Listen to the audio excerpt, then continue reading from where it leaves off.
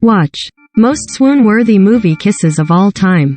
When the WNBA All-Star Game tips off July 10th, hearts and minds are going to be with Brittney Griner, the honorary starter who isn't in the building. But no one's heart or mind has been more devoted to the two-time Olympic gold medalist, who's been locked up in Russia since February 17 on drug smuggling charges, than her wife of 3 years, Cherelle Griner. BG is struggling, she's human, Cherelle told the Reverend Al Sharpton June 29 on his SiriusXM show Keepin' It Real. She's there terrified, she's there alone. Brittney was taken into custody at Moscow's Sheremetyevo airport after a search of her carry-on bag allegedly turned up vape cartridges with hashish oil in them. On April 29, the U.S. State Department classified her as wrongfully detained. Numerous stars from the WNBA and NBA, including LeBron James, have spoken up on her behalf, demanding the U.S. government get her home. A new Free Brittney campaign has swept social media, with fans toting signs to games to keep her plight front and center for the cameras. A floor decal with her initials in jersey number 42 has been installed on the sidelines of all 12 WNBA team venues. Things like that matter, like, it has her hopeful, Cherelle told Good Morning America host Robin Roberts on May 25. It lets her know she's not forgotten. Those small moments, I know, give her some type of hope. Cherelle said that she had spoken to U.S. Secretary of State Anthony Blinken and was grateful, but even though she was assured that securing Brittney's release was a top priority, I want to see it, and I feel like to see it would be me seeing BG on U.S. soil. In a letter, their only means of communication since her wife's arrest, aside from texts Brittney sent before her phone was confiscated, when she was first in custody, Cherelle said Brittney wrote her, "Babe, I know you wanna go down right now, but don't just yet." Easier said than done, of course, but Cherelle told Roberts, "I won't go down until she's back. Every single day matters for me to be sound, for me to be alert, for me to be attentive, to make sure that she comes back." However, at a June 27 preliminary hearing, Brittney's detention was extended another 6 months. The 31-year-old has not made any public statements since. News broke of her arrest on March 5, 3 weeks after it happened. According to the State Department, U.S. officials who finally got to see her on March 23 found her to be in good condition. Brittney appeared in court for the start of her trial July 2, wearing a t-shirt with Jimi Hendrix's face on it. The next session is scheduled for July 7. The Houston native is facing a possible sentence of 10 years in prison for what Russian authorities charge was large-scale transportation of drugs. According to reported figures, the acquittal rate for criminal defendants in Russian courts is lower than 1%. Which, needless to say, is a terrifying prospect for Cherelle. "Everything about this is just her biggest nightmare," she told Sharpton, on top of the fact that BG is in a situation where this isn't even a trial.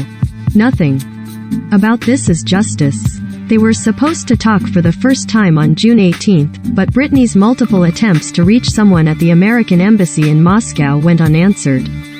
At first, Cherelle worried that Russian authorities, who approved the call, had blocked it from happening. But a couple days later, Brittney's lawyers told her that no one had picked up at the embassy, that Brittney had been calling an unstaffed desk due to a scheduling mistake. "I was distraught. I was hurt. I was done, fed up," Cherelle told the Associated Press June 20. "I am pretty sure I texted BG's agent and was like, I don't want to talk to anybody. It's going to take me a minute to get my emotions together, and just tell everybody I am unavailable right now. Because it just knocked me out. I wasn't well, I am still not well." The State Department told the AP that the call would be rescheduled. Cherelle told Sharpton that she still hadn't spoken to Brittney. She said that the 6'9" athlete, who had been playing in the Russian Premier League since 2014 to supplement her income during the WNBA's offseason, wrote in a letter that she was okay but hardened by her experience. "I am not me right now," she continued, per Cherelle. "When I come home, it's going to take me a minute to get back to myself, but I am holding on. I won't break until I come home. I won't let them break me. I know they are trying to, but I am going to do my best to just hold on until I can get home. As for Cherelle, she too is doing just okay. I wish I could say I was better, she said, but until my wife is home there is a huge piece of me that is. She told Joy Reid on MSNBC's The Read Out June 22 that it was frustrating to have to rely on updates from people that don't know Brittney at all. Her attorneys will tell me their version of how they feel she's doing, Cherelle explained, but I know my wife, so being able to actually hear her voice would have been that one moment where I could actually know for myself how she's doing. Because she can tell me she's fine, but I would know if she's not. And they had already been through so much together, including Brittney packing up for months at a time to go play for UMMC Ekaterinburg, where her $1 million per season salary was 4 times the amount she made playing for her longtime WNBA team, the Phoenix Mercury. Last Thanksgiving, the 8-time All-Star and 2014 WNBA champion shared how happy she was to be home with her beautiful wife in the US for a change.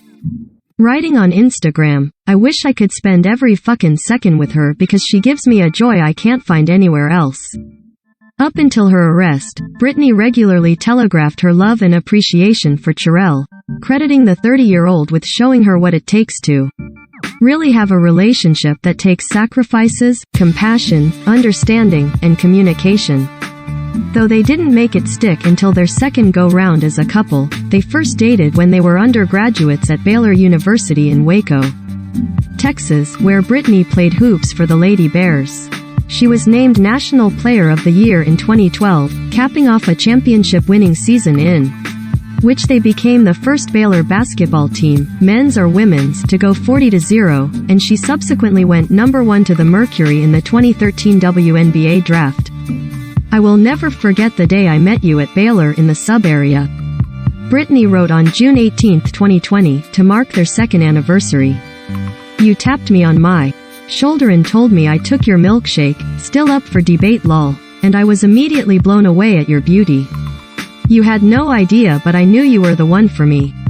Baby, you stuck by my side at the lowest and at the highest." One of the lower points came when Brittney and then fiancé Glory Johnson, who played for the Tulsa Shock at the time, were both arrested in April 2015 for assault stemming from an altercation at their home. A judge dismissed the charges against Glory, while Brittney pleaded guilty to disorderly conduct and agreed to attend domestic violence counseling. Yet she and Glory still got married on May 8, a move Brittney called a huge mistake barely a month later when she filed for an annulment. She didn't get one, but their divorce was finalized in June 2016. Making matters more confusing, Glory had announced the day before their split went public that she was pregnant, writing that it was her dream to start a family with someone I love. She's now mom to 6-year-old twin girls and, despite their rocky history, the bearer of no hard feelings. After news broke of Brittney's arrest, Glory relayed on Instagram that if all the people who'd been calling and texting wanted dirt on her ex, they shouldn't waste their time. "Our divorce actually brought us closer than I could have ever imagined," wrote the 31-year-old, who now plays for Besiktas in the Turkish Super League. "Over the past several years, we still call each other to share our feelings, secrets. Don't care if she succeeds. Yeah, I am not here for that either." Glory concluded, "Understand we were already locked in a cell together. Please flood her family with love." Meanwhile, after her divorce, Brittney reconnected with her college sweetheart. In August 2018, she posted a pic of the diamond shed slipped on Cherelle's finger.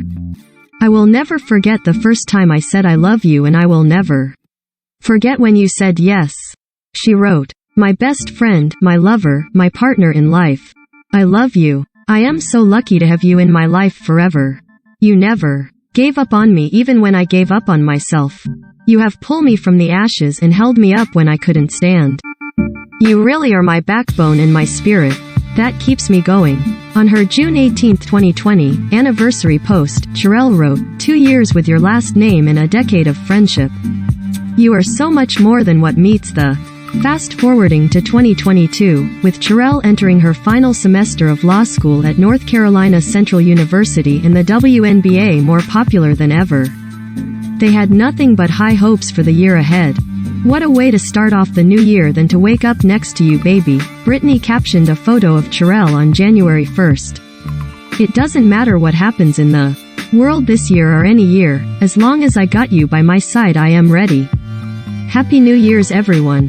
Hope y'all's start was as beautiful as mine." Brittney's last post is from February 5th, a shot with some of her Mercury teammates. Cherelle, who's now busy studying for the bar exam, honored their June 18th anniversary as usual, sharing a video of them from happier times with the simple caption, #year4, plus a heart and fingers crossed emoji. "BG would wholeheartedly love to not go overseas," Cherelle said May 25th on Good Morning America.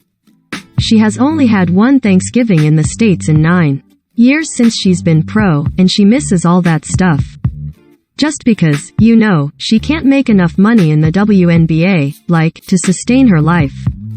A life she hopes they'll once again be sharing in the same country, let alone the same house, as soon as possible.